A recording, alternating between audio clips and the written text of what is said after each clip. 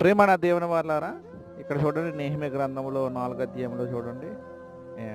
మనము మామూలుగా ఎటకారంగా మాట్లాడుకున్నప్పుడు బైబిల్లో కూడా దేవుని పవిత్రమైన మాటలని ఎటకరించి మాట్లాడిన అపవాదితో కలిసిన ఈ 4వ అధ్యాయం మొదటి నుంచి మీరు చూసుకున్నట్లయితే 2వ వచనం కానీ చదువుతాను. సొమ్మురును దండవారు ఎదుటను తన స్నేహితుల ఎదుటను ఇట్లను దుర్బులైన ఈ యూదులు ఏమి చెయ్యుదురు, తమంతట తామే ఈ పని ముగింతురా, బలులు అర్పించి బలపరుచుకుందురా, ఒక్క దినమంతే ముగింతురా, కాల్చబడిన చెత్తను కుప్పలుగా పడిన రాళ్ళను మరలా బలమైనవిగా చెయ్యుదురా అంటారంట.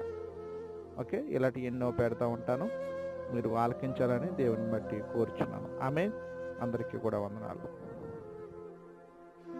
Thank you.